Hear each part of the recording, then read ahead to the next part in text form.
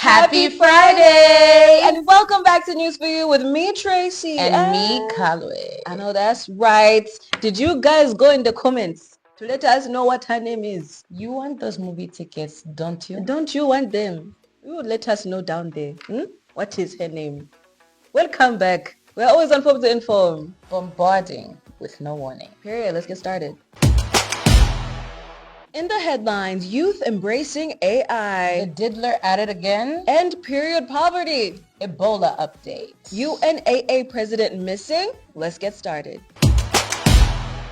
Dr. Amina Zawade, the permanent secretary for the Ministry of ICT and National Guidance, emphasized that it's important for the youth to embrace AI skills. Basically, she was saying this at the Mobile World Congress that's happening in Barcelona currently. And she really emphasized that it's important for Uganda to adopt this to enhance employability as well as position Uganda strategically. Because the world is moving in that space. And it's really important for us to get into it. I mean, we're in the thick of the fourth industrial revolution. So obviously AI is a tool that is essential if you're trying to make it in the market, the current market and the current global village. However, at the same time, I feel like all this AI technology without regulation is a recipe for chaos. It's a disaster. And I think, because technology evolves faster than regulation does. How long does it take for a bill to be passed? And when it's passed, a new innovation has come out already. So we're playing catch up. Yeah. But I think, there beyond that, there are also some other implications because, there's high data costs, lack of access to internet. But the government is trying to put some initiatives in place. There's the Ministry of ICT Innovation Hub. There's a digital acceleration program, that have mentorship and really try to upskill, the youth. So I think, it's important for us to get into it, and I hope that we figure out a balance between regulation and AI. Medium. Exactly, because it's not even just a thing in Uganda; it's a global thing. So let's pray that comes to pass. Exactly. Uganda is currently experiencing a resurgence of Ebola with confirmed cases rising to 14 following a cluster that affected a 4-year-old child who succumbed to the disease. This new group of infections includes 3 probable cases and 2 cases which were linked to the outbreak's first fatality. Man, it's so sad. This is confirmed after the virus has now spread across 5 of Uganda's 146 districts. Including Kampala. In Kampala itself. That's so sad. I mean, guys, look, I think to prevent this spread, we also need to take precautionary measures ourselves. 100%. Wash our hands, avoid unnecessary interactions, especially like in large crowds of people. Be clean. Sanitation is important. So important. That's why we even combat Mpox and Ebola. Double whammy. Do you see what I mean? Exactly what I'm saying. Just care for yourself and care for others. Let's stop Ebola and Mpox. I beg. The Vice President for the Uganda North America Association, UNAA, Charles Bukenya, has gone missing. Crazy. For real. Missing. It's serious. It's a serious thing. Totally. So basically, he was last seen on early Wednesday at the ATM. The security footage that shows this. But then he was not seen after that.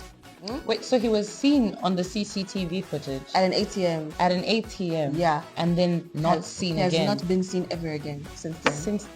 So what happened? Well, they say he has been abducted. He's been abducted.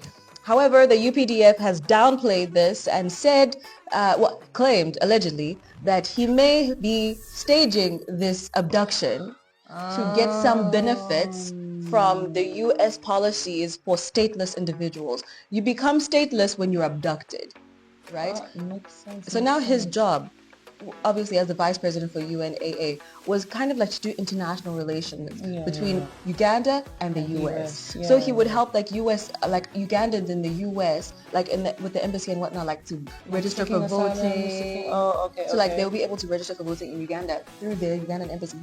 He would help with the processing and everything. Okay. So now they're saying, and the policy that for stateless individuals in the States, since Donald Trump kind of put this out recently, is that they get protections from the U.S. without needing citizenship.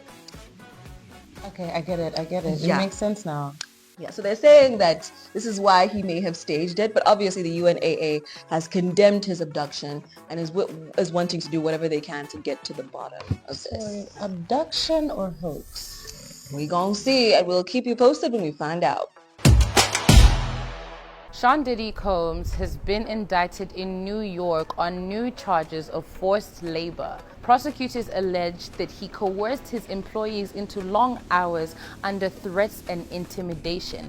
This actually unfortunately led to one of his employees engaging in inappropriate acts simply out of fear. Now, these new charges are expanding off of previous charges of racketeering and trafficking, which allege that Diddy has been committing these crimes and orchestrating them over the last 2 decades. So these new charges that have come up about Diddy obviously were sparked by the straw which broke the camel's back, which was his most high-profile civil lawsuit that was filed in September of 2024 by his ex-girlfriend Cassandra Ventura. So since then, multiple women have come out alleging of Diddy's atrocious crimes that he has been committing over the last 2 decades, with alleged celebrities also involved in these disparaging acts. So 9 years ago, during the 2016 election, President Museveni promised to provide sanitary pads for young girls in school to prevent absenteeism, because you don't have the necessary materials. Obviously, you can't go to school. You'll be making a mess. So they feel like they can't attend. So to tackle this is what he promised, right? Mm-hmm. However, it is now March 2025, and we have still not really seen this come to full fruition. Especially following recent news, like say in Zambia, where a bill was passed about women having access to menstrual leave during that time of the month, and then seeing this unfold before our very eyes, it's hard to feel like this is not targeted, especially as women. This is something that we face and is exclusive only to how we feel. And the way it's being handled, it's hard to not feel like this is not being taken seriously as it should be. Absolutely. I mean, they say they haven't been able to fulfill this due to economic strains. And the Minister for Gender, Labor and Social Development, Betty Amongi, actually said that they need to work on increasing domestic investments into this and not rely on external aid. However, when you look at like US aid, the foreign aid that we were getting, a lot of it only became compromised recently, like and they've had 9 years. We had 9 years to prepare for this, and this problem is just getting worse. So I just hope that now they see that this is important and that they will take the necessary action from this point on. Yeah, we can only hope. Yep. It's time for the profile, where every day we bring you a champion in society, brought to you by the golden boy with the silver back. You said it right. Well done. It's exactly that. Take it away, Jokis. Greetings and blessings. My name is Jokis Clean for News For You and Profile Plus on NBS and NBS Plus. And of course, we do profile a champion out of society every day. And today we're actually profiling a champion out of an international community. We have Larizo in the building. How you doing, brother? I'm feeling good, brother. How are you? I'm good myself. You do look like a Mufumbira when you smile. Bafumbira, like southwestern Uganda, you know Bafumbira, right?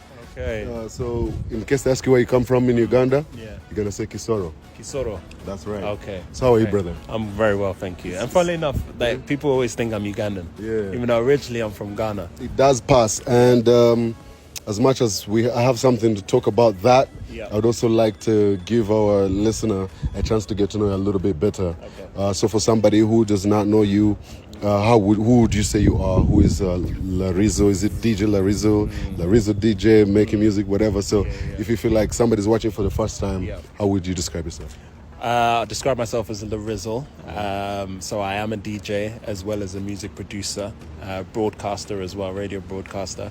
And yeah, I've toured internationally. I've been across the world. I'm grateful. And I've just started my music production journey. I've got my debut EP coming and later this year. So yeah, look out for that. Nice. Yeah. Also from somebody that has, looked at your page, I know that you travel so much. And I don't know if you're always traveling with your partner all the time, but also I noticed that you guys are doing charity while you're on the way as well. Yes. So first tell me a little bit about your DJing journey. How did you get into DJing? When did this start? It started quite a while ago, actually, while I was in university. DJing was a hobby at the time, something I've always been around music. I always loved music. I always loved performing. When I was much younger, I used to like to sing, do street dance. And it was university that I saw some guys DJing, and then I was hooked. And that's when I decided to start learning. Then I started doing the clubs, doing mobile DJing, to private events like weddings, parties, and stuff. And then eventually it started growing. Nice. So this has been quite a step-by-step for you. It is. Nice. So there's been a conversation around DJs making music, DJs playing their music, and mostly now, would you say you're more like a house, piano kind of DJ? Mostly, no? For me, it's about pushing African music first. So African music. So you could call it, the overall umbrella would be African. So I play Afro beats as well as African electronic. So usually the people doing electronic, that alternative sound, a piano, that's where most DJs are actually making music. That's why I was coming from that side. Yes. So tell me about how you feel about DJs making music, and in your opinion, do you think that DJs make great producers? Because you're also producing music and DJing, and I think it's been a conversation around, so you must have an opinion about that. What do you think about that? From my opinion, I think DJs make great producers because, especially if you've got a lot of experience behind you. For me, production was very easy because I feel like I understand music a lot and I know what sounds right and how to put melodies with drums and what have you. Like one of my idols, for instance, is Black Coffee. He's an incredible DJ as well as an incredible producer, and one of my heroes and someone I sort of tried to emulate, if you will. Nice.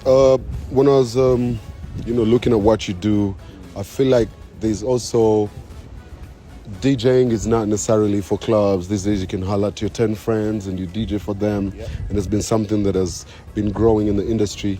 Do you think that, in your view, DJing and like making content, those things are kind of moving together these days? In your opinion, what would you say would be your advice to DJs, let's say in Uganda, who want to break internationally, or to any DJ or producer doing it now? Because I feel like we've seen most DJs just do great DJing, get booked, right? But DJs of a new era are DJs that also do content. Would you say that is something? It's definitely something now. It's the new age that we're at. It's I do content as well. I've done content that's gone viral and has helped me get more DJ bookings. But I'd say to the new DJs coming up, it's all about the core within the club setting. Master that. Because DJing, there's one thing DJing in a club and there's one thing DJing online with content and doing all the transitions, the fancy transitions and stuff. Because that won't necessarily work in the club scene. The clubs is more fast-paced. It depends on if it's a lounge vibe, fair enough. But if it's like a typical club setting, people want quick transitions. They want to be entertained like quickly, but they may not want the same transitions you do on the online content form. So I'd say, combine both. I like that you say that, because recently there's I'm not gonna say names. I don't want to ban nobody's brand, but we went to a club, and this DJ is great on the internet.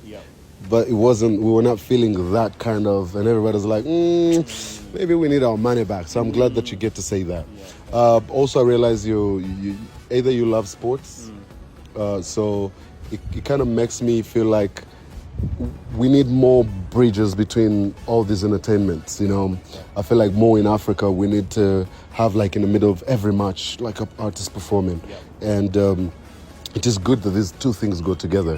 So in your opinion, as somebody who also is a little sporty, how would you say is sports and other forms of entertainment being merged in our continent, or how can we do better? If there's something we can borrow from like UK, or how are you guys doing it in the UK? I mean, a good example actually is with, say, the NBA. They do like to incorporate a lot of the DJ sets in the intermissions and the half times, for example, and obviously the Champions League, they have the big performer before the game now, as well as obviously NFL with the Super Bowl with the halftime show and stuff. I feel like we should just try and emulate more of that, get like featured artists doing opening ceremonies for things, football matches, intermissions and the halftime